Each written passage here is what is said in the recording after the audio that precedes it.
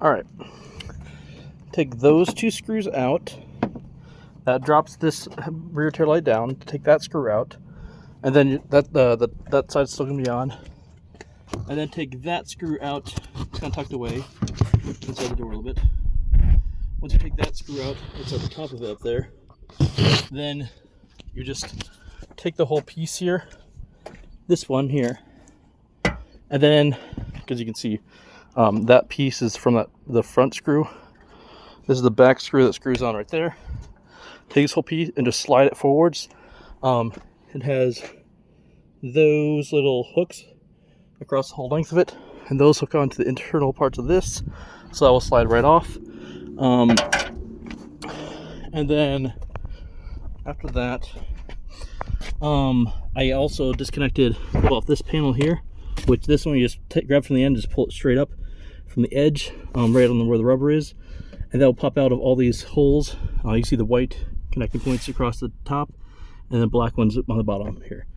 And the black one will be close towards the outside, because it sits like that, right? And it's left right there on the edge, and it pops up. They have several connector points. They have electrical going through that little part on the bottom, and then they have this. I don't clearly understand, but to my knowledge, okay, I'll explain this part first, because I need to remove this part first. This right here slides on this wire, and this one right here currently has that little bearing up there is busted.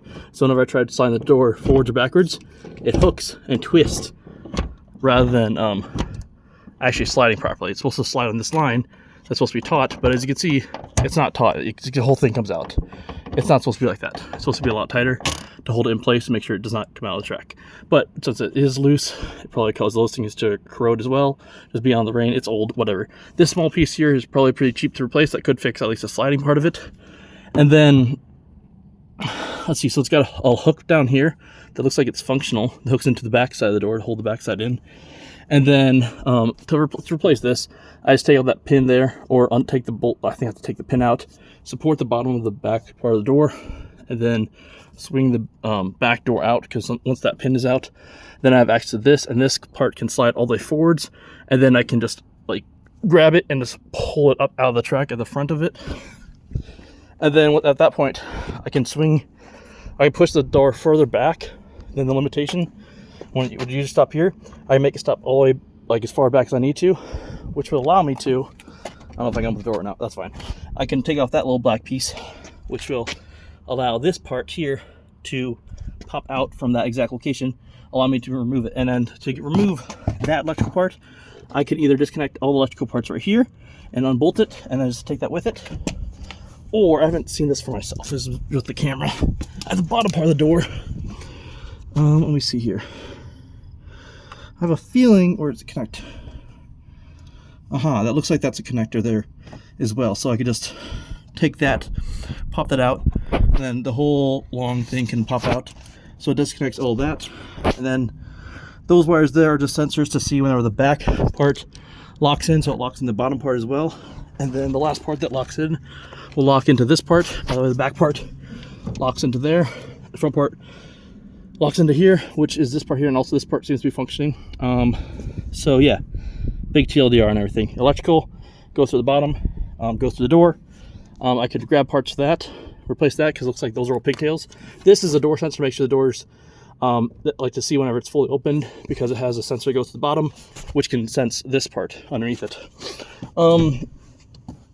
Then this module here is the part that goes to the door. I'm not entirely sure what it does, because it has like 2 pigtails connected to it. It has this one here and that one that connects into them. This part wires off to the side, and then all goes under. I can't really see the angle of the camera now, but I'm just assuming that that is showing that it connects to that wire that goes back and out.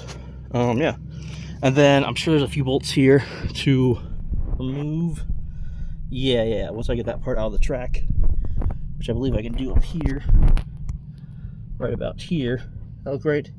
Yeah, because then I can remove these black pieces here that look like, yeah, like I can remove that stopper, I can remove that part there, and it should pop the whole thing out.